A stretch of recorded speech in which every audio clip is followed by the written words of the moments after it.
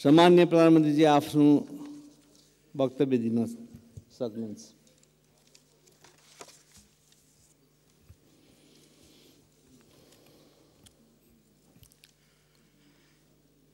सम्माननीय सभामुख महोदय, सामान्यतः हाम्रो परम्परा अनुसार सदनमा प्रधानमन्त्रीले बोल्ने भनेपछि प्रतिपक्षी दलको नेता, सत्ता गठबन्धनका पनि सबै नेताहरू उपस्थित हुने प्रचलन थियो। तर आज यहाँ प्रतिपक्षी दलको प्रमुख नेता पनि हुनुहुन्न, सत्ता गठबन्धनका पनि नेता हुनुहुन्न, अलिकति नमिठो महसुस भएको छ। तैपनि म अहिले हिजोदेखि सदनमा उठेका केही विषयहरू, अहिले भर्खरै प्रतिपक्षी दलको तर्फबाट मान्य सदस्यले राखेका कुराहरू समेतलाई स्पष्ट पार्ने उद्देश्यका साथ म यहाँ उपस्थित भएको छु। सबभन्दा पहिला त म भारत भ्रमणबारे नै कुरा राख्न चाहन्छु। मैले मित्र राष्ट्र भारतको भ्रमणमा जानु अगाडि पनि यस सम्मानित सदनलाई जानकारी गराएको थिएँ र विषयहरू के प्रस्तुत हुँदैछन्, छलफल हुँदैछ भन्ने विषयहरू समेत मैले प्रस्तुत गरेको थिएँ। यी विषयहरूमा छलफल हुँदैछ भनेर। अब म भारत भ्रमण सकेर फर्केको छु र म भ्रमणको बारेमा औपचारिक रूपले म प्रतिपक्षी दलको नेतालाई धन्यवाद भन्न चाहन्छु। उहाँ आइपुग्नु भयो, त्यसको निम्ति मैले भन्दै थिएँ, उहाँले देखिन, नमिठो लागेको छ भनेर आउनुभयो, त्यसको लागि म खुसी भएको छु, धन्यवाद। अब म मित्र राष्ट्र भारतको भ्रमणमा भए गरेका कामहरू बारे यस सम्मानित सदनलाई जानकारी गराउन चाहन्छु सबभन्दा पहिला। त्यसपछि हिजोदेखि यो सदनमा उठेका विषयहरू बारे पनि म आफ्नो स्पष्टीकरण भनौँ या विचार भनौँ म प्रस्तुत गर्नेछु। सम्माननीय सभामुख महोदय, मित्र राष्ट्र भारतका प्रधानमन्त्री महामहिम श्री नरेन्द्र मोदीको मैत्रीपूर्ण निमन्त्रणामा मैले गत जेठ 17 देखि 20 सम्म भारतको 4 दिने औपचारिक भ्रमण पुरा गरी फर्केको छु। भ्रमणका अवसरमा भएका द्विपक्षीय भेटघाट एवं कार्यक्रमहरूका बारेमा यहाँहरूलाई अवगत नै छ। नेपाल र भारत बीच सदियौं पुरानो तथा घनिष्ठ सम्बन्ध रहिआएको छ। मेरो भ्रमण आगामी दिनमा द्विपक्षीय सम्बन्धलाई अझ बलियो बनाउने दिशामा केन्द्रित रह्यो। विशेष गरी आर्थिक मामिलामा राष्ट्रको दीर्घकालीन हितमा सम्झौताहरू भएका छन् भने राजनीतिक मामिलामा आपसी विश्वास बढाउँदै छलफल र वार्ताद्वारा निकास खोज्ने दिशामा अर्थपूर्ण प्रतिबद्धताहरू व्यक्त भएका छन्। यस सन्दर्भमा भारतीय प्रधानमन्त्री श्री नरेन्द्र मोदीसँग नयाँ दिल्ली स्थित हैदराबाद हाउसमा भएको द्विपक्षीय भेटवार्ता स्वभावैले सबैभन्दा महत्त्वपूर्ण हुन्थ्यो र भयो पनि। सो अवसरमा हैदराबाद हाउसमा व्यापार, पारवहन, लगानी प्रवर्धन, ऊर्जा व्यापार तथा क्रस बोर्डर ट्रान्समिसन लाइन, सिँचाइ, बाढी तथा डुबान नियन्त्रण, कृषि, सीमा वारपार सम्पर्क कनेक्टिभिटी बढाउने, रेलवे सेवा सञ्चालन कार्य, पुलहरूको निर्माण तथा एकीकृत जाँच चौकी एवं सुक्खा बन्दरगाह जस्ता पूर्वाधार निर्माण कार्य अगाडि बढाउने विषयमा सकारात्मक र अर्थपूर्ण छलफलहरू भए। हवाई सेवालाई थप सुरक्षित बनाउन नेपालले अर्को हवाई प्रवेश मार्ग र गौतम बुद्ध अन्तर्राष्ट्रिय विमानस्थल सञ्चालनका लागि इन्स्ट्रुमेन्टल ल्यान्डिङ सिस्टम ILS सञ्चालन गर्ने प्रक्रिया सम्बन्धमा भारतीय पक्षको समझदारीका बारेमा सकारात्मक कुरा भए। नेपालगञ्ज र भैरवाबाट नयाँ दिल्ली लगायत भारतका अन्य सहरमा दुईतर्फी उडान गर्ने सम्बन्धमा सकारात्मक छलफल भई नतिजाको नजिक पुगेको छ। यसैगरी जलविद्युतका क्षेत्रमा सहकार्य गर्ने सम्बन्धमा समेत बलियो सहमति निर्माण भएको छ। विभिन्न जलविद्युत आयोजनामा लगानी भित्र्याउने, द्विपक्षीय ऊर्जा व्यापारका लागि ट्रान्समिसन लाइन लगायतका संरचनाको निर्माण गर्ने तथा नेपालबाट भारततर्फ ऊर्जाको दीर्घकालीन व्यापारका लागि वैधानिक आधार सुनिश्चित गर्ने विषयमा भ्रमणमा महत्त्वपूर्ण सहमति भएका छन्। खास गरी दीर्घकालीन ऊर्जा व्यापार र भारतीय भूमि हुँदै बङ्गलादेशसम्म नेपालबाट जलविद्युत निर्यातको सुरुवात गर्ने सहमति भई त्रिपक्षीय सम्झौताका लागि प्रक्रिया अगाडि बढाउने समेत सहमति भएको छ। भारतका प्रधानमन्त्रीले आगामी 10 वर्षमा 10,000 मेगावाट जलविद्युत नेपालबाट आयात गर्ने भारतको धारणा स्पष्ट रूपमा राख्नु भएको छ। नेपालमा विद्यमान प्रचुर जलविद्युत क्षमताको उपयोग गरी समृद्धि हासिल गर्न लगानीकर्ताहरूको टटकारो आवश्यकता छ। यो हामी सबैले महसुस गरेकै कुरा हो। लगानीकर्ताहरूले उत्पादित विद्युतको बजार सुनिश्चित हुने अवस्थामा मात्र लगानी गर्ने हुँदा आगामी 10 वर्षमा 10,000 मेगावाट विद्युत भारतले नेपालबाट खरिद बिक्री सम्झौता गरी खरिद गर्ने व्यवस्था सहितको फ्रेमवर्क एग्रिमेन्टमा दुवै देशका ऊर्जा सचिवहरूले प्रारम्भिक हस्ताक्षर सम्पन्न गरेका छन्। औपचारिक प्रक्रिया पुर्याएर निकट भविष्यमा नै, यो निकट भनेको लामो छैन, केही दिनमा नै हस्ताक्षर सम्पन्न हुने सहमति भएको छ। औपचारिक प्रक्रियाहरू पुर्याएर यो सम्झौता पूर्ण रूपमा लागू हुनेछ। भारत र नेपालका लगानीकर्ताहरू बजारको यो सुनिश्चितताबाट लगानीका लागि आकर्षित भई जलविद्युत उत्पादनमा थप लगानी हुने विश्वास लिइएको छ। साथै नेपालमा निर्माणाधीन जलविद्युत, सडक जस्ता ठुला विकास निर्माण परियोजनाको लागि अति आवश्यक विस्फोटक पदार्थको सहज र सरल आपूर्तिका लागि प्रधानमन्त्री मोदीसँग मैले गम्भीर रूपले कुरा राखेको छु र यसमा सकारात्मक जवाफ पनि पाएको छु। पञ्चेश्वर बहुद्देशीय परियोजनाको शीघ्र कार्यान्वयनका लागि 3 महिनाभित्र विस्तृत परियोजना प्रतिवेदन DPRलाई अन्तिम रूप दिने र द्विपक्षीय छलफललाई तीव्रता दिने सहमति भएको छ। वित्तीय प्रबन्ध सहित दुई सरकारले DPR स्वीकृत गरेपछि 1 वर्षभित्र कार्यान्वयनको मोडालिटी ढाँचा पनि सुनिश्चित गर्ने टुङ्गो लागेको छ।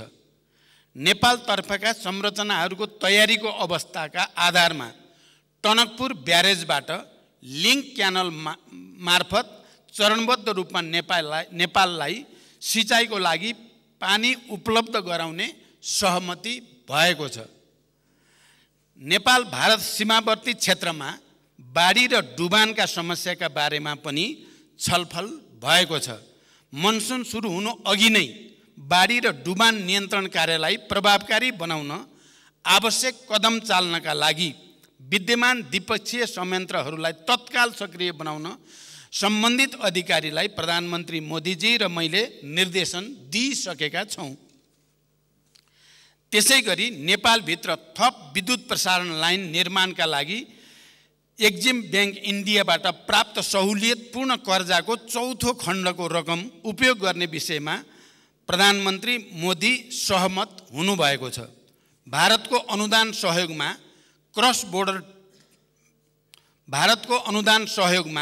क्रस बोर्डर पेट्रोलियम पाइपलाइन निर्माण गर्ने विषयमा पनि दुवै पक्षको बीचमा सहमति भएको छ।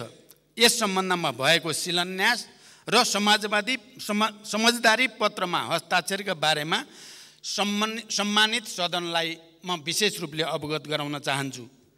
महाकाली नदीमाथि शीर्ष परशुराम धाम, पूर्णागिरी माई तथा झुलाघाटमा भारत सरकारको अनुदान सहयोगमा पक्की पुल निर्माण गर्ने सहमति भएको छ।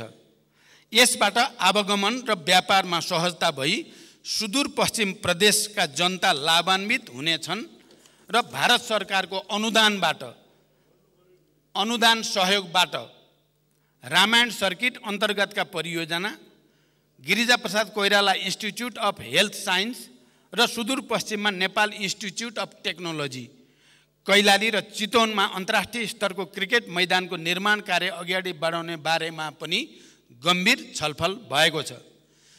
सम्माननीय सभामुख महोदय, कृषि क्षेत्रमा क्षमता अभिवृद्धि, अर्ग्यानिक खेती, प्राकृतिक कृषि प्रणाली, नानो फर्टिलाइजर जस्ता विषयमा आपसी सहयोग विस्तार, मलको सहज आपूर्ति, नगदे बाली र चौपाएको नस्ल सुधारका लागि सहायता लगायतका विषयमा समेत गम्भीर छलफल र सहमति भएका छन्।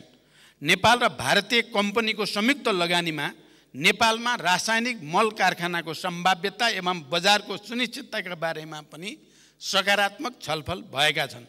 भारतीय बजारमा नेपालका कृषिजन्य उत्पादन र प्राथमिक वस्तुहरूको निर्यात सहजीकरणका लागि भारतीय प्रधानमन्त्रीसँग गम्भीर छलफल भएको छ। द्विपक्षीय व्यापारलाई थप प्रवर्धन गर्ने र नेपालले सामना गरिरहेको व्यापार घाटा न्यूनीकरणको विषयमा पनि सकारात्मक छलफलसहित द्विपक्षीय व्यापारलाई अझ सहज बनाउन नेपाल भारत वाणिज्य सन्धिको पुनरावलोकन गर्न र व्यापार सम्बन्धी अन्य विषयलाई सम्बोधन गर्न वाणिज्य सचिव स्तरीय विद्यमान द्विपक्षीय संयन्त्रलाई सक्रिय बनाएर कार्य गर्ने निर्देशन दुवै प्रधानमन्त्रीबाट दिइसकिएको छ। व्यापार सहजीकरणका लागि प्रयोगशालाहरूले जारी गर्ने प्रमाणपत्रको म्युचुअल रिकग्निसन र एक्रेडिटेसन सम्बन्धी कार्यलाई अभ्यासमा उतार्ने गरी द्विपक्षीय समझदारी पत्रलाई टुङ्गोमा पुर्याउने सहमति भएको छ। नेपाली जुटमा लगाइएको महसुल काउन्टर भेलिङ ड्युटी हटाउन समेत भारतीय प्रधानमन्त्रीसँग सकारात्मक छलफल भएको छ। भेटवार्ताका क्रममा सीमा सम्बन्धी विषयहरूमा गम्भीर रूपले छलफल भएको छ। सीमा सम्बन्धी विषयलाई स्थापित कूटनैतिक संयन्त्र मार्फत समाधान गर्न भारतका प्रधानमन्त्रीलाई मैले गम्भीर ढङ्गले आग्रह गरेको छु। यहाँहरूलाई थाहा नै छ, प्रधानमन्त्री मोदीजीले पनि संयुक्त प्रेस मिटको अवसरमा सीमा लगायतका थाती रहेका सबै समस्या समाधान गरिनेछ भन्ने कुरा स्पष्ट शब्दमा राख्नु भएको छ। लामो समयपछि भारतीय प्रधानमन्त्रीबाट सीमा सम्बन्धी विषयमा स्पष्ट विचार आएको यो पहिलो र सकारात्मक अभिव्यक्ति हो। सम्माननीय सभामुख महोदय, अब म यस सम्मानित सदनलाई मेरो भ्रमणका अवसरमा प्रधानमन्त्री मोदीजी र मैले भर्चुअल माध्यमबाट उद्घाटन र शिलान्यास गरेका परियोजनाबारे जानकारी गराउन चाहन्छु। कुर्था बिजलपुरा रेलमार्गको हस्तान्तरण भारत सरकारको अनुदान सहयोगमा निर्माण भइरहेको यस रेलमार्ग अन्तर्गत हाल जयनगर कुर्था 35 किलोमिटर खण्डमा रेल सेवा सञ्चालन भइरहेकोमा कुर्था बिजलपुरा थप 17 किलोमिटर लामो खण्ड सम्पन्न भई हस्तान्तरण भएको छ। आवश्यक तयारीपछि अहिले सञ्चालनमा रहेको कुर्थासम्मको रेल सेवा बिजलपुरासम्म विस्तार भई 52 किलोमिटर यात्रुवाहक रेल सेवा सञ्चालन हुनेछ। हाल निर्माणाधीन बिजलपुरादेखि बर्दिवाससम्मको बाँकी 18 किलोमिटर खण्ड पनि शीघ्र सम्पन्न गर्ने सहमति भएको छ।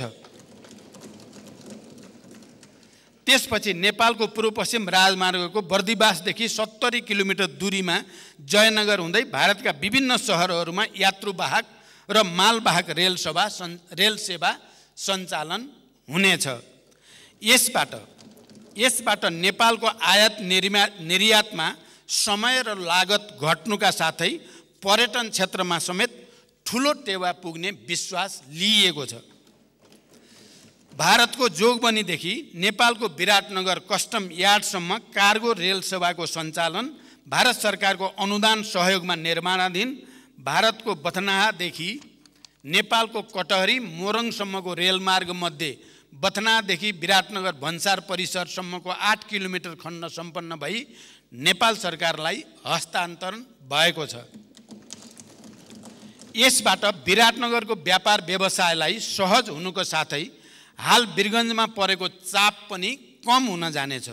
यो सेवा सञ्चालनपछि नेपाल भारत बीच माल वस्तु निकासी पैठारीमा सहजता आउनुको साथै एक अर्को देशको निर्धारित स्थानमा सोझै ढुवानी गर्न मिल्ने र भन्सार बिन्दुमा समेत झन्झटिलो प्रक्रिया नहुने हुँदा समय र लागत दुवैमा बचत हुने पक्का भएको छ। एकीकृत जाँच चौकीको शिलान्यास एवं उद्घाटन भारत सरकारको आर्थिक तथा प्राविधिक सहयोगमा निर्माण गरिएको नेपालगञ्ज रूपेडिया स्थित एकीकृत जाँच चौकीको हामीले संयुक्त रूपमा उद्घाटन गर्यौं। त्यसैगरी भारत सरकारकै आर्थिक तथा प्राविधिक सहयोगमा निर्माण हुने भैरवा सुनौली एकीकृत जाँच चौकीको पनि शिलान्यास गरिएको छ। यस किसिमका एकीकृत जाँच चौकीको निर्माण अत्याधुनिक क्वारेन्टाइन सेवाहरू विस्तार हुने भएबाट व्यापार सहजीकरण र अनाधिकृत व्यापार नियन्त्रणमा सहज हुने एवं गुणस्तरीय वस्तुको आयात सुनिश्चित हुने विश्वास गर्न सकिन्छ। मोतिहारी अम्लेखगञ्ज पेट्रोलियम पाइपलाइनको दोस्रो चरणको निर्माण कार्यको शिलान्यास। पहिलो चरणमा भारतको मोतिहारीदेखि बाराको अम्लेखगञ्जसम्म पेट्रोलियम पाइपलाइनको निर्माण सम्पन्न भई दोस्रो चरणमा उक्त पाइपलाइनको चितवनको लोथरसम्म विस्तार गरी ग्रिनफिल्ड टर्मिनल निर्माण गर्ने पूर्व योजना अनुरूप नै दोस्रो चरणको शिलान्यास भएको छ। यसबारेमा पेट्रोलियम पूर्वाधार निर्माण सम्बन्धी समझदारी पत्र समेत हस्ताक्षर भएको छ। बुटोल गोरखपुर 400 केबी अन्तर्देशीय प्रसारण लाइनको शिलान्यास भएको छ। बुटोल गोरखपुर 400 केबी प्रसारण लाइनको निर्माण नेपाल विद्युत प्राधिकरण र भारतको power grid corporation of India limited PGCIL को 50% शेयर रहने गरी संयुक्त उपक्रम कम्पनी मार्फत अघि बढाउने सहमति यसअघि नै नेपाल र भारतका सचिव स्तरीय बैठकमा भएको हो। सो अनुरूप उक्त संयुक्त उपक्रम कम्पनी समेत गठन भई निर्माण कार्यको लागि बोलपत्र आह्वान भई मूल्याङ्कनको प्रक्रियामा रहेको छ। यस आयोजनाको निर्माण कार्यको शिलान्यास कार्यक्रम पनि सम्पन्न भएको छ। सम्माननीय सभामुख महोदय, भ्रमणका अवसरमा 7 वटा दस्तावेजहरूमा हस्ताक्षर र दस्तावेजको आदान प्रदान पनि भएको छ। नेपाल भारत पारवाहन सन्धि नेपाल जस्तो भूपरिवेष्टित मुलुकका लागि भारत हुँदै तेस्रो मुलुकसँग व्यापार गर्न पारवाहन सन्धि महत्त्वपूर्ण हुन्छ भन्ने हामी सबैले महसुस गरेको बुझेकै कुरा हो। गत 5 जनवरी 1999 मा संशोधन गरिएको नेपाल भारत पारवाहन सन्धि तथा त्यसको प्रोटोकल र मेमोरेन्डम 6 जनवरी 1979 देखि कार्यान्वयनमा रहेको थियो। उक्त सन्धिमा भएका प्रावधानका अतिरिक्त पारवाहनका क्षेत्रमा देखा परेका अप्ठ्यारा समाधान गर्न विगतमा विभिन्न लेटर अफ एक्सचेन्ज मार्फत समझदारी गरिएका थिए। ती छरिएर रहेका प्रावधानहरूलाई एकीकृत गरेर सन्धिमा नै समावेश गरिएको छ। साथै संशोधित सन्धिमा केही दूरगामी महत्त्वका नयाँ प्रावधानहरू समेत समावेश गरिएका छन्। जसअनुसार वीरगञ्जका अलावा भैरवा र विराटनगर तथा भविष्यमा विकास हुने अन्य नाकाहरू समेतबाट सिमेन्ट, कोइला, क्लिङ्कर लगायतका बल्क कार्गो ढुवानी हुने प्रावधान समावेश गरिएको छ। त्यसैगरी नेपालको पारवाहनमा भारतको आन्तरिक जल यातायातको इनल्यान्ड वाटरवेज प्रयोग गर्न साहेबगञ्ज, कालुघाट र बनारससम्म आन्तरिक जलमार्ग उपयोग र भारतका यी 3 वटा टर्मिनल्सबाट हाल सडक र भविष्यमा विकास हुने रेलमार्ग सहित मल्टिमोडल ढुवानीका माध्यमबाट पारवाहन सुविधा सुनिश्चित गरिएको छ। यसबाट पारवाहन माध्यमको विविधीकरण हुने र अन्तर आबद्धता बढ्ने र तेस्रो मुलुकसम्मको व्यापार पहुँचमा नेपालको पारवाहन अधिकार सुनिश्चित हुन गएको छ। पेट्रोलियम पूर्वाधार निर्माण सम्बन्धी समझदारी पत्र भारतीय आर्थिक तथा प्राविधिक सहयोगमा बाराको अम्लेखगञ्जदेखि चितवनको लोथरसम्म र भारतको सिलगुडीदेखि झापाको चारालीसम्म पेट्रोलियम पाइपलाइन विस्तार गर्ने साथै लोथर र चारालीमा ग्रिनफिल्ड टर्मिनल निर्माणमा 50% खर्च बेहोर्ने गरी एक समझदारी पत्रमा पनि हस्ताक्षर भएको छ। अन्तर्देशीय पाइपलाइनको विस्तार र भण्डारको विकासबाट लागत प्रभावकारिता, ढुवानी, भण्डारण एवं ऊर्जा सुरक्षाको हिसाबले समेत यो निकै नै महत्त्वपूर्ण रहेको छ। विद्युतीय ऊर्जाको विकास र खपत बढाउने सरकारको प्रमुख प्राथमिकता रहे तापनि आगामी केही वर्ष पेट्रोलियम खपत निरन्तर रहने र विश्व अनुभवले समेत शून्य पेट्रोलियम खपत हुने नदेखिएको परिप्रेक्ष्यमा अन्तर्देशीय पाइपलाइन हाम्रो लागि नै बढी आवश्यक रहेको छ।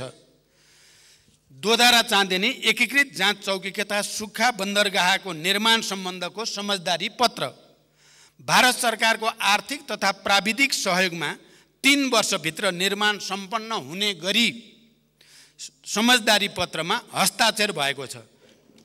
नेपालको सुदूरपश्चिम क्षेत्रमा यस किसिमको पूर्वाधार निर्माण हुँदा पारवाहन एवं व्यापार सहजीकरण भई समग्र सुदूरपश्चिम र देशको आर्थिक रूपान्तरणमा महत्त्वपूर्ण भूमिका खेल्ने विश्वास हामीले लिएका छौँ। यो क्षेत्रबाट भारतको पश्चिमतिर रहेका सामुद्रिक बन्दरगाहहरू तुलनात्मक रूपमा नजिक पर्ने हुँदा आगामी दिनमा भारत हुँदै तेस्रो मुलुकसम्म व्यापार पहुँच वृद्धि गर्न कोसे ढुङ्गा साबित हुनेछ। यसको निर्माणबाट हाल विकास भइरहेका औद्योगिक पूर्वाधार र आगामी दिनमा विकास हुने विशेष आर्थिक क्षेत्रको विस्तारमा सरकारी तथा निजी लगानी बढ्न जाने, रोजगारी सृजना हुने र तुलनात्मक लाभ भएका जडीबुटी जन्य वस्तुको प्रशोधन र निर्यात प्रवर्धनमा पनि ठोस टेवा पुग्ने विश्वास लिइएको छ। फुकोट कर्णाली 480 मेगावाट जलविद्युत परियोजना सम्बन्धी समझदारी पत्र विदेशी लगानीकर्तासँग स्वदेशी लगानीकर्ताले संयुक्त उपक्रम कम्पनी खडा गरेर विद्युत उत्पादनको लागि आवश्यक अनुमति पत्र लिएर आयोजना अध्ययन तथा निर्माण गर्न पाउने विद्यमान कानुनी व्यवस्था अन्तर्गत भारतको national hydro power corporation NHPC र नेपालको विद्युत उत्पादन कम्पनी लिमिटेड बीच संयुक्त उपक्रम कम्पनी खडा गरी 480 मेगावाटको फुकोट कर्णाली जलविद्युत आयोजनाको अध्ययन तथा निर्माण गर्ने समझदारी पत्रमा हस्ताक्षर भएको छ। संयुक्त उपक्रम निर्माण भइसकेपछि जोइन्ट भेन्चर भइसकेपछि आयोजनाको थप अध्ययनको लागि अनुमति पत्र लिई अध्ययन गर्ने, नेपाल सरकारसँग आयोजना विकास सम्झौता गर्ने लगायतका कार्यहरू सम्पन्न भइसकेपछि त्यसको निर्माण कार्य प्रारम्भ हुनेछ। तल्लो अरुण 669 मेगावाट जलविद्युत परियोजना सम्बन्धी परियोजना विकास सम्झौता कम्पिटेटिभ बिडिङ प्रक्रियाबाट लगानी बोर्ड र सतलज जलविद्युत निगम बीच सन् 2021 मा सम्झौता भई प्रचलित कानुन बमोजिम अध्ययन पुरा भएको 669 मेगावाट क्षमताको बुट मोडेलमा निर्माण हुने यो परियोजना अरुण तेस्रोको तल्लो तटीय परियोजना हो। यसबाट उत्पादित 21% विद्युत नेपाललाई निःशुल्क प्राप्त हुनेछ। नेपालको नेसनल क्लियरिङ हाउस लिमिटेड र भारतको national payment company India limited बीच सीमापार विद्युतीय भुक्तानी सम्बन्धी समझदारी पत्र नेपाल र भारत भ्रमण गर्ने दुवै देशका पर्यटक, विद्यार्थी, उद्योगी, व्यवसायीका निम्ति यस समझदारी पत्र एक महत्त्वपूर्ण उपलब्धि हुन गएको छ। यसले क्रस बोर्डर डिजिटल पेमेन्ट प्रक्रिया मार्फत थप सरल र सहज र भरपर्दो बन्ने निश्चित भएको छ। नेपालको परराष्ट्र मामिला अध्ययन प्रतिष्ठान र भारतको सुषमा स्वराज विदेश सेवा संस्थान बीच समझदारी पत्र बिमस्टेक, ब्रिक्स जस्ता क्षेत्रीय संगठन एवं अन्य देशका समकक्षी गरी 98 वटा समझदारी सम्पन्न गरिसकेको भारतको विदेश सेवा संस्थानसँग नेपालको परराष्ट्र मामिला अध्ययन प्रतिष्ठानको संस्थागत सम्बन्ध स्थापना गर्दा नेपालको कूटनीतिक क्षमता विकास गर्न एवं अनुभव आदान प्रदान गर्न मद्दत पुग्ने मैले विश्वास लिएको छु। नेपाल भारत व्यापार शिखर सम्मेलन भ्रमणका अवसरमा नेपाल र भारतका निजी क्षेत्रका छाता सङ्गठनहरू नेपाल उद्योग वाणिज्य महासङ्घ FNCCI र भारतीय उद्योग परिसङ्घ CII द्वारा आयोजित नेपाल इन्डिया बिजनेस समिटलाई सम्बोधन गर्दै भारतीय लगानीकर्ताहरूलाई नेपालमा लगानीका लागि आह्वान गरिएको छ। भारत सरकारका वाणिज्य मन्त्री समेत उपस्थित भई उक्त कार्यक्रममा नेपालका निजी क्षेत्रका प्रतिनिधि तथा भारतीय व्यवसायी र लगानीकर्ताहरूबीच साझेदारी र लगानीका विषयमा सकारात्मक र अर्थपूर्ण अन्तर्क्रिया सम्पन्न भएको छ। नयाँ दिल्लीको द्विपक्षीय भेटवार्ता र अन्य औपचारिक कार्यक्रमहरूको समापनपछि मैले भारतको मध्य प्रदेशको इन्दौर र सांस्कृतिक सहर उज्जैनको भ्रमण समेत गरेँ। इन्दौरमा स्वच्छ भारत अभियान अन्तर्गतको सोलिड वेस्ट म्यानेजमेन्ट परियोजना, नेपालमा सूचना प्रविधिको विकासका क्षेत्रमा सहकार्य गर्ने सम्भावनालाई मध्यनजर गर्दै इन्दौर स्थित टाटा कन्सल्टिङ सर्भिस TCS को पनि अवलोकन गरियो। छोटो समयमै कम लगानीमा प्रभावकारी ढङ्गले सञ्चालित इन्दौरको सोलिड वेस्ट म्यानेजमेन्ट सम्बन्धी अनुभव हाम्रा लागि पनि निकै अनुकरणीय रहेको हाम्रो सिँगै प्रतिनिधिमण्डलले महसुस गर्यो। मैले भारतका प्रधानमन्त्री महामहिम श्री नरेन्द्र मोदीजीलाई नेपाल भ्रमणको निम्ता दिएको छु र भारतका प्रधानमन्त्रीले आफूले सन् 2014, 2018 र 2022मा नेपालको भ्रमण गरेको स्मरण गर्दै नेपालको भ्रमणलाई ठुलो महत्त्व दिएको र उपयुक्त समयमा नेपाल भ्रमण गर्ने बताउनु भएको छ। नेपाल र भारत बीच रहेको बहुआयामिक र घनिष्ठ सम्बन्धलाई समानता र आपसी लाभका आधारमा थप बलियो बनाउन यस भ्रमणले ठुलो योगदान गरेको छ। भारतका प्रधानमन्त्री श्री नरेन्द्र मोदीसँग खुलस्त रूपमा कुराकानीबाट विश्वासको नयाँ वातावरण सिर्जना भएको छ भने थाती रहेका विषयलाई सम्बोधन गर्न सकिने विश्वासको राम्रो आधार पनि तयार भएको छ। आम निर्वाचन पश्चातको पहिलो विदेश भ्रमणको रूपमा रहेको यो भारत भ्रमण मैले विगतका भ्रमणभन्दा केही फरक महसुस पनि गरेँ, परिणाममुखी पनि भयो र सबभन्दा ठुलो कुरा भारत र नेपालको बिचमा विश्वासको एउटा नयाँ वातावरण तयार भएको मैले महसुस गरेको छु। सार रूपमा यो भ्रमण परिणाममुखी भएको छ र भविष्यका लागि स्पष्ट मार्गदर्शन समेत यो भ्रमणबाट कोरिएको छ। अन्त्यमा यस औपचारिक भ्रमणको तयारीका क्रममा मलाई महत्त्वपूर्ण सुझाव प्रदान गर्नुहुने पूर्व प्रधानमन्त्रीहरू, पूर्व परराष्ट्र मन्त्रीहरू, कूटनीतिक नियोगका प्रतिनिधिहरू, मुख्य सचिव एवं परराष्ट्र मन्त्रालय र नेपाल सरकारका सबै सम्बन्ध निकायलाई हार्दिक धन्यवाद दिन चाहन्छु। मैले औपचारिक र आधिकारिक रूपमा यस सम्मानित सदनलाई भारत भ्रमणको बारेमा यति जानकारी गराइसकेपछि अब मैले धेरै भन्नुपर्छ भन्ने मलाई लागेको छैन। तैपनि अहिले प्रतिपक्ष दलको तर्फबाट मान्य सदस्यलाई र हिजो पनि उठेका कुराहरूको बारेमा मैले थोरै मात्रै स्पष्ट पार्नुपर्ने आवश्यकता महसुस गरेको छु। मुख्य कुरा सीमा सम्बन्धी विषयमा कालापानी, लिपुलेक, लिम्पियोधेरासँग सम्बन्धित विषय र सीमामा जहाँ जहाँ समस्या छन् ती सम्बन्धी विषयमा म यो सम्मानित सदनलाई पुरै गम्भीरताको साथ र जिम्मेवारीपूर्वक भन्न चाहन्छु, मैले बडो प्रष्टसँग यी समस्यालाई हामीले समाधान गर्नै पर्छ। जबसम्म सीमा सम्बन्धी यो समस्याको स्थायी र दीर्घकालीन समाधान गरिँदैन नेपाल भारत सम्बन्ध सहज हुन सक्दैन भनेर बडो प्रष्टसँग अन्य नेताहरूका अतिरिक्त भारतीय प्रधानमन्त्रीसँग समेत प्रष्टसँग राखेँ।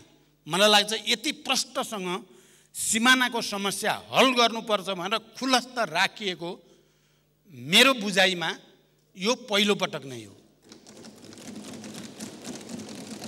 र भारतको प्रधानमन्त्रीको हैसियतले सीमा समस्या हल गरिन्छ र नेपाल भारत सम्बन्ध हिमालको उचाइमा पुर्याइन्छ भनेर प्रधानमन्त्रीबाट बोलिएको पनि यो पहिलो पटक नै हो। यसमा हामी सबै नेपालीहरू जसले स्थायी रूपमा सीमा समस्या समाधान होस् भन्ने चाहेका छौँ, हामी सबैले गर्व गर्नुपर्छ। हामी सबैले सुनेका छौँ, देखेका छौँ। मैले होइन, मैले त आन्तरिक छलफलको कुरा राखेँ, तर भारतीय प्रधानमन्त्रीले मैले बोल्नुभन्दा अगाडि नै सीमा समस्या पनि अब हल गरिन्छ,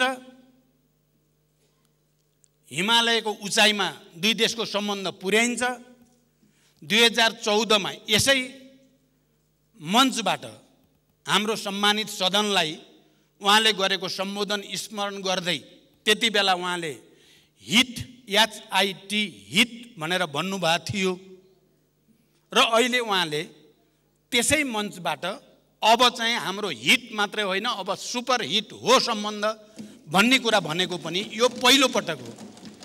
यसमा हामी खुसी हुने, खुसी मनाउने कि दुःख मनाउने? मलाई लाग्छ यो हामी सबै नेपालीहरूको लागि, सबै राजनीतिक दलको लागि, नागरिक समाज, बुद्धिजीवी सबैको लागि पनि खुसीको कुरा हो कि भारत सरकार र भारत सरकारका शक्तिशाली प्रधानमन्त्रीले सीमा लगायतका समस्या हल गरिन्छ भनेर घोषणा गरेको मलाई लाग्छ यो हामी सबैले खुसी मान्ने कुरा हो। दोस्रो मान्य सदस्यहरूलाई बडो प्रष्टसँग भन्न चाहन्छु, मैले कहीँ पनि विकल्प यो हुन्छ र यसमा जाउँ भनेर प्रस्तावित गरेको छैन। प्रष्ट होस्, प्रष्ट होस्, कहीँ कोही कन्फ्युजन नरहोस्।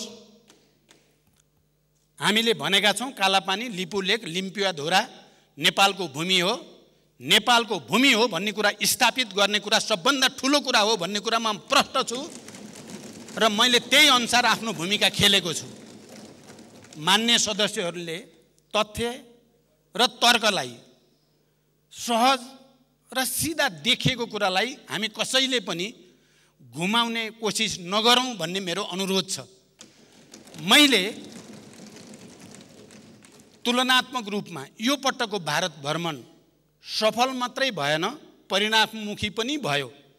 यो भ्रमण एकअर्कालाई घोचपेच गर्ने र एकअर्कालाई कमजोर देखाउने उद्देश्यद्वारा भन्दा कामकाजी विषयमा, आर्थिक, ऊर्जा, पर्यटन, सीमा, ट्रेड ट्रान्जिट सम्बन्धी सन्धि जस्ता विषयमा बढी गयो। मैले सुरुमै यहाँहरूको अगाडि राखेँ, राजनीतिक मामिलामा पनि कुरा भयो, राजनीति भएन भन्ने होइन, राजनीतिक मामिलामा पनि कुरा भयो। तर राजनीतिक मामिलामा कुरा यसरी भयो कि राम्रो विश्वासको वातावरण बनाएर आउने दिनमा राजनीतिक विषयहरू पनि सम्बोधन गर्ने गरी भयो। यस अर्थमा यो भ्रमण नेपालको लागि, हामी सबै नेपालीको लागि, आर्थिक क्रियाकलापलाई नयाँ गति दिनको लागि, उद्योग व्यवसायको वृद्धिका लागि, दीर्घकालीन हामीले विद्युत व्यापार सम्झौता 10,000 मेगावाट 10 वर्षमा लिने भारत सरकारको कमिटमेन्ट हामी सबैले सुन्यौँ, हामी सबैले देख्यौँ। यो सानो कुरा होइन। भारत, नेपाल र बङ्गलादेशको बीचमा त्रिपक्षीय साझेदारी गरेर नेपालको विद्युत सम्बन्धी काम अगाडि बढाउने भन्ने कुरा सामान्य कुरा होइन। मान्य सदस्यहरू, मैले ग्लोबल टेन्डरबाट कुनै एक देशको निर्माण कम्पनीले प्राप्त गरेको र त्यसबाट उत्पादित विद्युत नलिने भन्ने जस्ता कुराको बारेमा मैले द्विपक्षीय वार्ताको क्रममा पनि, तपाईहरुले सुन्नुभयो प्रेस मिटमा पनि मैले प्रष्टसँग राखेको छु। दुधकोशी हामी सबैलाई थाहा छ, 1200 मेगावाट। त्यहाँ भारतीय कम्पनी पनि छन्, त्यहाँ चिनिया कम्पनी पनि छ। तर त्यो 1200 मेगावाट को विद्युत व्यापार सम्बन्धी भारतले सहयोग गर्नुपर्दछ भन्ने कुरामा भारतको सकारात्मक जवाफ मैले प्राप्त गरेँ। यो पनि हामी सबैको जे होस्, दुधकोशीको मैले कुरा गरेँ, दुधकोशी होइन, तामाकोशी सरी है, म त्यहाँ शब्द बिग्रियो। तामाकोशीको सन्दर्भमा त्यो कुरा गरिएको छ र भारतको त्यसमा सकारात्मक जवाब प्राप्त भएको छ। र यस अर्थमा सिमानाको विषयमा यति गम्भीर रूपले कुरा गरिएको र एउटा सकारात्मक वातावरण सहित दुवै देशको सरकार एकै ठाउँमा उभिएर समाधान गरिन्छ भनिएको यो पहिलो चोटिमा मैले नेपालको भूमि सम्बन्धी यताउता गर्यो कि भनेर माननीयजीले राखेको देख्दा म असाध्यै चिन्तित र पीडित पनि भएको छु। मलाई के लागेको थियो भने यो पटकको मेरो भ्रमण चाहिँ अब के सत्तापक्ष, के प्रतिपक्ष, के नेपाली बुद्धिजीवी, के नागरिक समाज सबैले स्वागत गर्नेछन् र मलाई बधाई दिनेछन् भन्ने सोच्दै आएको थिएँ। यहाँ त बडो विचित्रका तर्क कुतर्क हुन थाले। मैले प्रश्न पार्न चाहन्छु, ती कुरा प्रश्न राखिएको छ र नेपालको भूमि नेपालको हो भनेर स्थापित गर्ने पहिलो कुरा हो र मैले कुनै विकल्पको मैले कुरा गरेको छैन। मान्य सदस्यलाई प्रश्न होस्, मैले बोलेका भिडियो पनि छन्, सबै त छँदैछन् प्रमाण हामीसँग।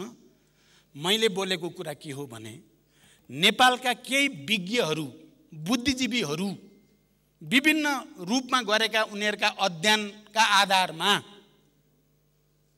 उहाँहरूले भनेका कुरा यस्ता पनि छन् मात्रै भनेको छु। मैले यो गर्नुपर्छ भनेकै छैन। मैले त नेपालको भूमि नेपालको हो भन्ने पहिला स्थापित हुनुपर्छ मात्रै भनेको छु। तर केही बुद्धिजीवीहरूले यो भनेको कुरा, बङ्गलादेश मोडेलको कुरा मेरो कुरा होइन, मैले भनेको कुरा होइन। तपाईहरुलाई पनि थाहा छ। अझ भन्ने हो भने प्रतिपक्षी दलका जुन नेताले यो विषय उठाउनु भएको छ, तपाईहरुसँग नजिक भएका बुद्धिजीवीहरूले भनेका छन् मलाई बङ्गलादेश जाने बाटो पाउने हो भने हुन्छ भनेर। मैले त्यसै भएर विज्ञहरूको कुरा भनेको छु। मैले विज्ञहरूको कुरा भनेको छु। विज्ञहरूले यो पनि भन्ने गरेका छन्। तर मुख्य कुरा त सीमा समस्या हल गर्ने कुरा हो, बाहेक मैले केही पनि भनेको छैन।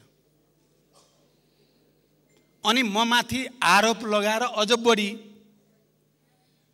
राष्ट्रहित विपरीत अब नाम भन्नै बल गर्नुहुन्छ नि त। मलाई भन्न केही नै अप्ठ्यारो, तपाईलाई पनि थाहा छ, विज्ञहरूले बोलिराख्नु भएकै छ नि। तर मेरो त्यो प्रस्ताव होइन।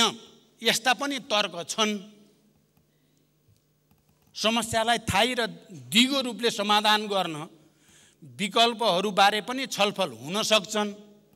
मात्रै भनिएको कुरालाई अतिरञ्जित ढङ्गले लिन र जनसमुदायमा कन्फ्युजन क्रिएट नगर्न म मान्य सदस्यहरूलाई अनुरोध गर्न चाहन्छु।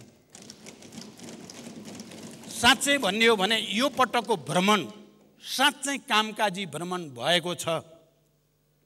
नेपालको राष्ट्रिय हित प्रवर्धनका सन्दर्भमा मान्यले भन्नुभयो यो भनेपछि परिस्थिति बिग्रिन्छ, ऊ भनेपछि सबै त मैले भने, तपाईँले भने जति कुन चाहिँ बाँकी रह्यो? पञ्चेश्वर पनि आएकै छ, बाढी डुबान पनि आएकै छ, अर्को पनि आएकै छ, अर्को नि आएको छ। अनि सबै परिस्थिति बिग्रिन्छ भनेर छोड्यो भन्न मिल्छ र? केही पनि छोडिएको छैन। समाधान हुन खोजेको म खालि केमा मात्रै गम्भीर भएको छु। म यो सम्मानित सदनलाई भन्न चाहन्छु, केही कुरा हामीले समयभन्दा अगाडि धेरै होहल्ला गर्यो भने समाधान हुने पनि नहोला कि भन्ने चिन्ता छ। मैले कुरा चाहिँ सबै गरेको छु।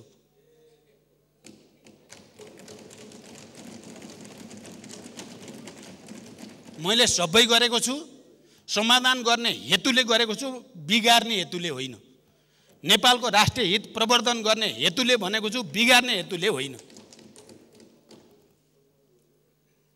त्यसकारण मान्य सदस्यहरूलाई यथार्थ जे हो, तथ्य जे हो, त्यसलाई त्यही रूपमा बुझिदिन अनुरोध गर्दछु। राम्रो भएकोमा हामी सबैले राम्रो भन्ने आँट गरौँ न, त्यो पनि त ठुलो कुरा हो। राम्रो भएकोलाई पनि नराम्रै भन्न पर्ने।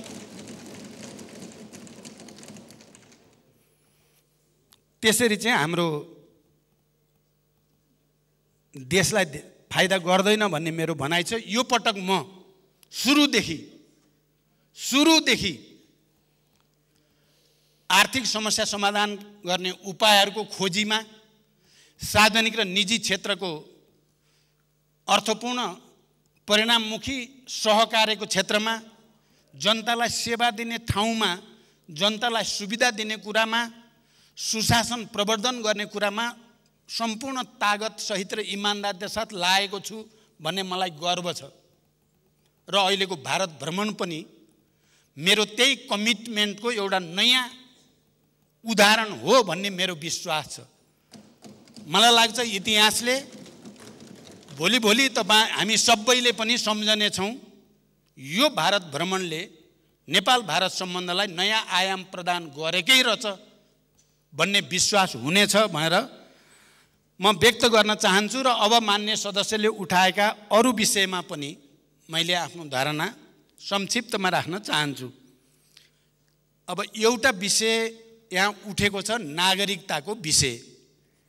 नागरिकताको विषयबारे तपाईँ हामी सबै नै चिन्तित पनि छौँ र नागरिकताको विषय सकारात्मक ढङ्गले नेपाल राष्ट्रको बृहत्तर हितलाई केन्द्रबिन्दुमा राखेर नेपाली नागरिकले सहज ढङ्गले नागरिकता प्राप्त गरून्, अनागरिकले नागरिकता प्राप्त नगरून् भन्ने मूल सैद्धान्तिक विषयमा मलाई लाग्छ हाम्रो यो सिङ्गै हाउस एकमत नै छ। हामी कोही पनि विदेशीले नागरिकता पाउने, नेपालीले वास्तविक नेपालीले नागरिकता नपाउने स्थिति होस् भन्ने चाहना राख्दैनौँ। हामी सबै वास्तविक नेपालीले नागरिकताबाट वञ्चित हुन नपरोस् र कुनै पनि तरिकाले विदेशीले नागरिकता सहज लिने र राष्ट्रिय हित र राष्ट्रिय संवेदनशील विषयमा कहीँ कतै गडबडी हुन नपाओस् भन्नेमा हामी प्रस्त छौँ। यो सिद्धान्तमा हामी कोही दुविधामा छैनौँ। जति बेला हामीले नेपालको राष्ट्रिय हित र नागरिकताको विषयमा विगतमा छलफल गरेका छौँ, हामी सबैले सर्वसम्मत रूपमा नै निर्णय गरेका छौँ। चाहे त्यो 2063 अन्तरिम संविधान बनाउने बेला नागरिकता सम्बन्धी विषय होस्, त्यो अन्तरिम संविधानमा तात्कालीन सबै राजनीतिक दल र तात्कालीन व्यवस्थापिका संसद सबैले सर्वसम्मत रूपबाट निर्णय गरिएको छ। त्यो कुरा हामी सबैलाई स्मरण नै छ। म त्यतापट्टि धेरै जान चाहन्न। अब म खाली मान्य सदस्यहरूलाई कुन तथ्यतिर ध्यानाकर्षण गराउन आवश्यक ठाने मैले भने नेपालको अन्तरिम संविधान 2063 सम्मत 2046 साल चैत्र मसान्तसम्म नेपाल सरहदभित्र जन्म भई नेपालमा स्थायी रूपले बसोबास गर्दै आएको व्यक्तिले प्रचलित कानुन बमोजिम जन्मको आधारमा नेपालको नागरिकता प्राप्त गर्नेछ। 2 वर्षको लागि भनिएको थियो त्यहाँ। तर यस व्यवस्था अन्तर्गत नागरिकता प्राप्त गर्न प्रचलित कानुनमा व्यवस्था भयो बमोजिम एक पटकको लागि तोकिएको अवधिभित्र निवेदन दिइसकेको हुनुपर्ने छ भनेर हामी अहिले जति पार्टी र प्रमुख नेता नयाँ पार्टी छोडेर, त्यति बेला नयाँ पार्टी बनिसक्नु भएको थिएन, हामी पुराना पार्टीका यिनै नेता हौँ, हामी सबैले सर्वसम्मत रूपले त्यो व्यवस्था गरेका हौँ। यो संविधान प्रारम्भ हुनुभन्दा 72 को संविधान प्रारम्भ हुनुभन्दा अघि जन्मको आधारमा नेपालको नागरिकता प्राप्त गरेको नागरिकको सन्तानले बाबु र आमा दुवै नेपालको नागरिक रहेछन् भने निज बालिग भएपछि वंशजको आधारमा नेपालको नागरिकता प्राप्त गर्नेछ भनेर हामीले संविधानमा व्यवस्था गर्यौं। त्यो पनि सर्वसम्मतले नै गर्यौं। अनि अब त्यो मान्यता अनुसार हामीले के गर्यौं त भन्ने कुरा पनि म संक्षिप्त सबै मान्यहरूलाई स्मरणको लागि, मलाई जानकारी छैन भनेर जानकारी दिन खोजेको होइन। पहिलो पटक गृह मन्त्रालयको मिति 2068/9/26 गतेको परिपत्र मार्फत माननीय उपप्रधानमन्त्री एवं गृहमन्त्री स्तरीय मिति 68/9/24 को निर्णय अनुसार जन्मका आधारमा नेपाली नागरिकका सन्तानलाई कानुनी प्रक्रिया पूरा गरी वंशजको आधारमा नेपाली नागरिकता प्रदान गर्ने भनी सबै जिल्ला प्रशासन कार्यालयहरूमा परिपत्र जारी गरियो। स्मरण रहोस्, गृह मन्त्रालयको मिति 68/11/12 गतेको परिपत्र मार्फत सम्मानित सर्वोच्च अदालतबाट 68/11/4 निवेदनको अन्तिम टुङ्गो नलागेसम्म उक्त परिपत्रहरू चलानी नम्बर 394 मिति 2068/9/26 र चलानी नम्बर 410 मिति 68/10/2 कार्यान्वयन नगराउनु भन्ने अन्तरिम आदेश जारी भएको हुँदा उक्त परिपत्र बमोजिम काम कारबाही नगराउनु सबै जिल्ला प्रशासन कार्यालयहरूलाई पठाइएको। मान्य सदस्यहरू, यसको अर्थ मैले व्याख्या गरिराख्नु परेन। हामी सबैले सर्वसम्मत हो त्यो सर्कुलर, कोही त्यसमा विमति थिएन। दोस्रो पटक नेपाल सरकारले मिति 69/12/29 गते अध्यादेश मार्फत जन्मका आधारमा नेपाली नागरिकका सन्तानहरूलाई वंशजको आधारमा नेपाली नागरिकता प्रदान गर्ने व्यवस्था गरिएको थियो। नेपाल नागरिकता पहिलो संशोधन अध्यादेश 2069 द्वारा नेपाल नागरिकता ऐन 2063 को दफा 3 को उपदफा 4 मा उल्लेखित व्यवस्था नेपालको अन्तरिम संविधान 63 को धारा 68 को उपधारा 2 को प्रतिबन्धात्मक वाक्यांशको खण्ड ग बमोजिम 70/12/12 गतेदेखि निष्क्रिय हुने भएकोले सो व्यवस्था बमोजिम सोही मितिदेखि नागरिकता जारी नगर्ने भन्ने सबै जिल्ला 63 बमोजिम वंशजको आधारमा नागरिक प्रदान गर्न अपनाउनु पर्ने कार्यविधि प्रक्रिया अपनाई जो बुझ्नुपर्छ बुझी उपयुक्त देखिएमा वंशजको आधारमा नागरिकता प्रदान गर्न सकिने भनी सबै जिल्ला प्रशासन कार्यालयहरूमा परिपत्र पठाइएको। फेरि यो पठाइएको 2075 मा, स्मरण रहोस्। गृह मन्त्रालयको 2076/1/25 गतेको परिपत्र मार्फत गृह मन्त्रालयको चलानी नम्बर 583 मिति 2075/12/19 को पत्रको विषयमा सम्मानित सर्वोच्च अदालतको पूर्ण इजलासबाट सुनवाई भई अन्तरिम आदेश जारी हुने नहुने सम्बन्धमा टुङ्गो नलागेसम्म उक्त पत्र कार्यान्वयन नगराउनु होला भनी सो पत्र कार्यान्वयन नगरी यथास्थितिमा राख्नु भनी अल्पकालीन अन्तरिम आदेश जारी भएकोले सो आदेश अनुसार गराउन हुन।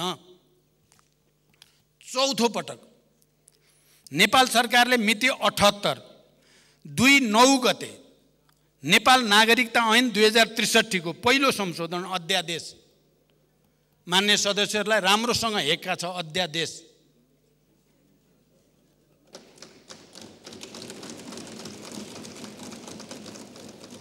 अध्यादेश मार्फत अन्य व्यवस्थाका साथै जन्मका आधारमा नेपाली नागरिकका सन्तानहरूलाई वंशजको आधारमा नेपाली नागरिकता प्रदान गर्ने व्यवस्था गरेको। सम्मानित सर्वोच्च, म भन्दैछु तपाईहरुको प्रत्येक प्रश्नको जवाब छ। सम्मानित सर्वोच्च अदालतको 78/2/27 को उत्प्रेषण युक्त आदेशमा नेपाल सरकार मन्त्री परिषदको सिफारिस बमोजिम मिति 78/2/9 मा सम्माननीय राष्ट्रपतिजीबाट जारी भएको नागरिकता ऐन 2063 को पहिलो संशोधन अध्यादेश 2078 प्रस्तुत रिट निवेदन अन्तरिम किनारा नलागेसम्म कार्यान्वयन नगराउनु भनी अदालतले आदेश गरेको। अब हामीले अहिले विधेयक हामीलाई किन पर्यो, हामी सबै प्रष्टै छौं, तर पनि म केही कुरा भन्न चाहन्छु। जन्मको आधारमा नेपालको नागरिकता प्राप्त व्यक्तिका सन्तानलाई नागरिकता प्रदान गर्न, आमाको नामबाट नागरिकता प्रदान गर्ने संवैधानिक अधिकार अगाडि बढाउन, परिवारका सदस्यहरूको दायित्व पूरा गर्न, गृह मन्त्रालय र अन्तर्गतका निकायहरूबाट सेवा प्रवाहको क्रममा केही नागरिकहरूले तोकिए अनुसार शनाखतको परिवारका सदस्य उपस्थित नहुँदा केही नागरिकहरू नागरिकताबाट वञ्चित हुन सक्ने सम्भावना देखिएकोले गैर आवासीय नेपाली नागरिकहरूलाई नागरिकता प्रदान गर्न हामीलाई यो विधेयक चाहिएको मुख्य कारण यो हो। यति भनिसकेपछि अब म दुईटा कुरालाई म अलिकति तुलना गरेर यहाँ प्रस्तुत गर्न चाहन्छु। मान्य सदस्यहरू, सभामुख महोदय,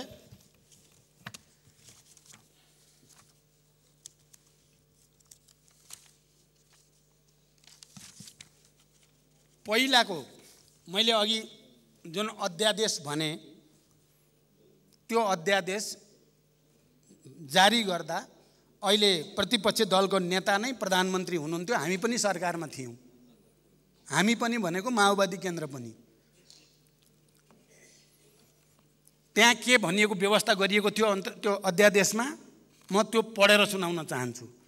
सम्वत 2072 साल असोज 3 गते भन्दा अघि जन्मको आधारमा नेपालको नागरिकता प्राप्त गरेका नागरिकका सन्तानले बाबु र आमा दुवै नेपालको नागरिक रहनेछन् भने निजको उमेर 16 वर्ष पुरा भएपछि वंशजको आधारमा नेपालको नागरिकता प्राप्त गर्नेछन्।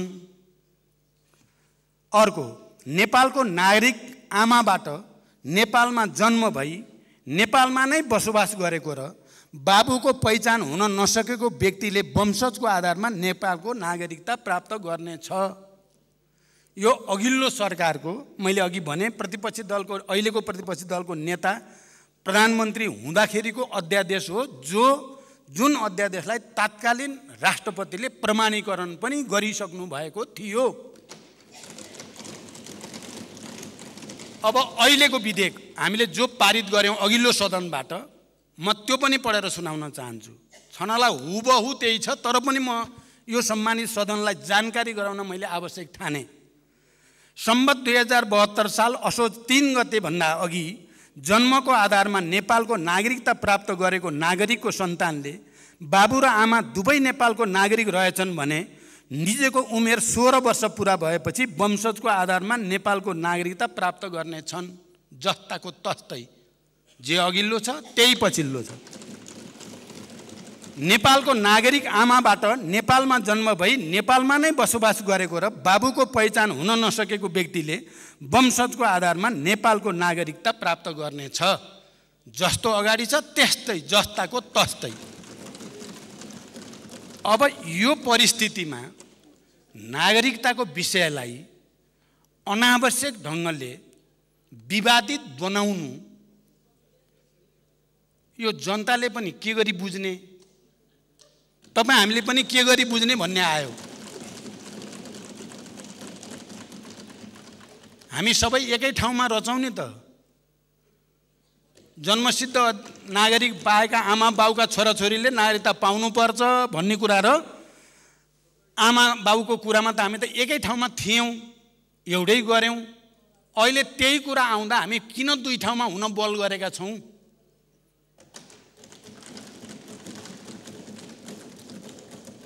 हामी त्यसो नगरौँ। मैले के कुरा पनि स्मरण गराउन चाहन्छु भने जति बेला यहाँ मान्य सदस्यले भन्नुभयो पहिला त राज्य व्यवस्था समितिमा माओवादी केन्द्र पनि अझ 15 वर्ष हुनुपर्छ भन्थ्यो, पछि 7 वर्षमा आएको थियो, अहिले त फेरि यस्तो भयो। तपाईँहरू किन हुनुभयो नि? तपाईँहरू किन हुनुभएको? 7 वर्ष किन नराखे? अहिले मैले पढेको अध्यादेशमा कहाँ गयो 7 वर्ष? खोइ 15 वर्ष। सवाल त्यो होइन। म के भन्न चाहन्छु भने हामी अहिले पनि नेपालमा विवाह गरेर आउने महिलाको हकमा केही क्राइटेरिया राख्नुपर्छ भन्नेमा नै छौँ हामी।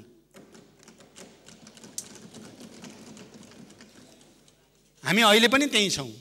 म के कुरा सम्झाउन चाहन्छु भने त्यति बेला जति बेला यो विधेयक प्रस्तुत हुँदै थियो, नेपाली कांग्रेसका सभापति शेरबहादुर देउवा प्रधानमन्त्री भएको बेलामा गृह मन्त्रालयबाट, गृहमन्त्रीको मुखबाट हामीले नै के बोलाइएको छ भने यो विधेयक जन्मसिद्ध नागरिकता प्राप्त गरेका बाउआमाका छोराछोरीहरू जो अत्याचारमा परेका छन्, पीडित नेपाली नागरिक भएर नागरिकता नपाउने, जागिर नपाउने, विदेश जान नपाउने मान्छे प्रताडित भएका छन्, तिनीहरूको लागि मात्रै विधेयक हो। 7 वर्ष गर्ने कि 10 वर्ष गर्ने कि नगर्ने कि भन्ने बारेमा फेरि छलफल गरेर सहमति बनाउनु पर्छ भनेर यही मञ्चबाट बोलेपछि मात्रै हामीले छोडेको हो।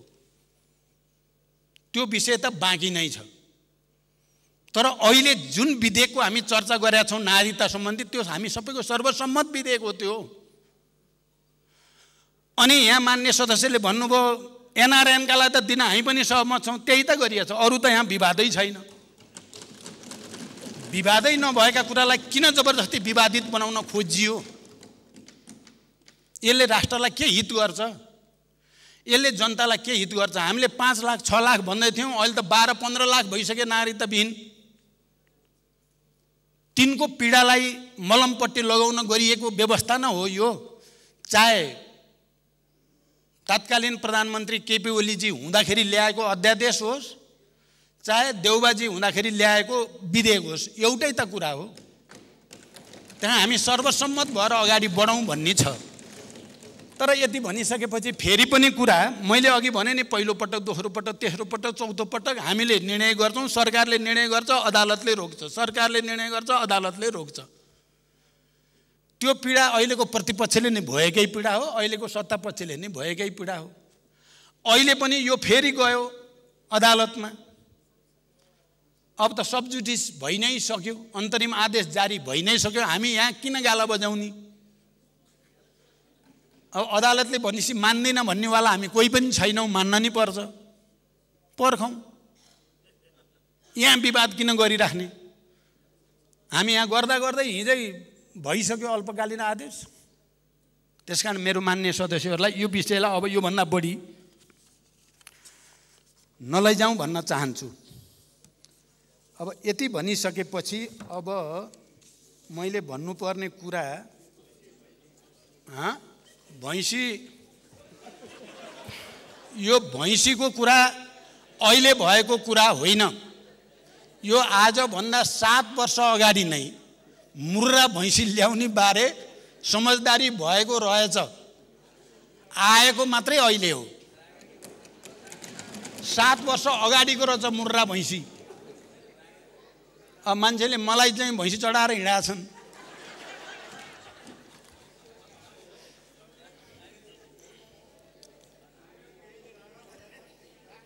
राँगा नै हो, मुर्रा हो, मुर्रा।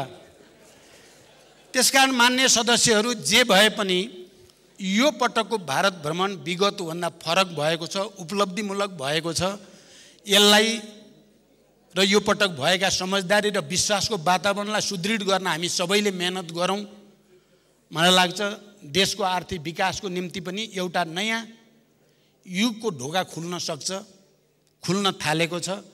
यसलाई हामीले आपसमा फेरि विवाद गऱ्यौँ भने अरू कसैलाई तिमीहरू आफै विवाद गर्छौ, सकिँदैन भन्ने ठाउँमा पुग्न नदिउँ। राम्रो वातावरण बनेको छ, यो वातावरणलाई सुदृढ गरौँ। र मलाई विश्वास छ यो पटक नयाँ प्रक्रियाको थालनी हुन्छ र त्यसको सुरुवात भइ नै सक्यो। यसमा हामी सबैले खुसी मनाऊँ, गर्व गरौँ र यसलाई सुदृढ गर्नको लागि आफ्नो ठाउँबाट सहयोग गरौँ भन्ने अनुरोध सहित म बिदा हुन्छु। धन्यवाद।